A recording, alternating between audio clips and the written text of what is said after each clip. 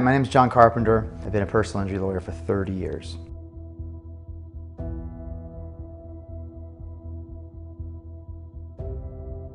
Diana's case was pretty clear on liability. It doesn't get much clearer than that. Diana was on the way to her friend's house. They were going to her house on the Silverado Trail.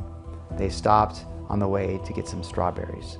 While they were waiting to make a left-hand turn, a fully loaded dump truck driven by the County of Napa rear-ended her.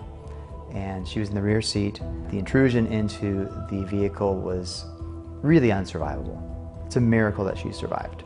She made a remarkable recovery, and in ways that was a challenge of the case. The defense in this case was literally that she was better after the wreck than she was before. So we had to look deeper. We scoured the educational records and found that she had spectacular ACT, SAT scores in the 90th percentile. We also scoured the reports of the defense, their neuropsychologist, and defense neuropsychologists never agree with the plaintiff neuropsychologist ever. But there was one thing that they agreed upon.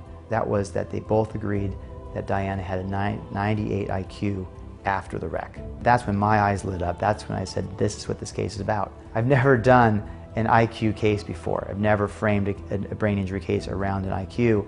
But in this case, that was the only thing that we really had that couldn't be disputed. It turns out that the military uses the ACT, SAT scores, and they correlate that to IQ quite a lot.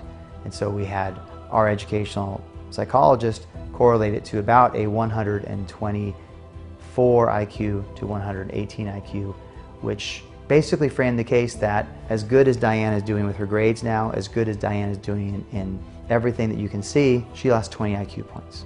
And so that was one of the reasons why, from the very beginning of this case, I started to do this video, because I knew that I wanted to have something that was clear, that was consistent, that was compelling, that was communicating our message to every layer of insurance. What we did through our expert is, when you drive a dump truck fully loaded at 45 miles an hour, that delivers the same force as a vehicle going 162 miles an hour.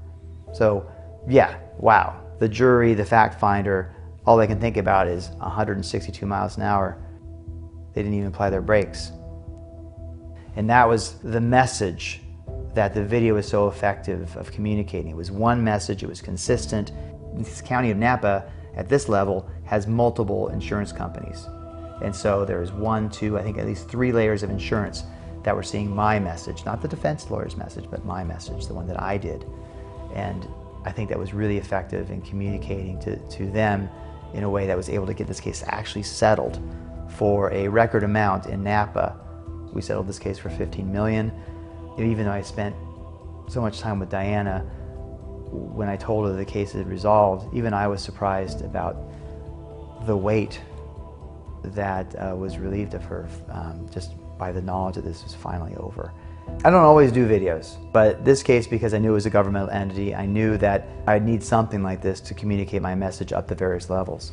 My experience with DK Global was actually really great. Every time I called DK Global for the small changes, they did it. And that was a big part of getting the quality video that I got, and that's one of the reasons why I think the case settled for what it did, because the defense knew that this video was coming in.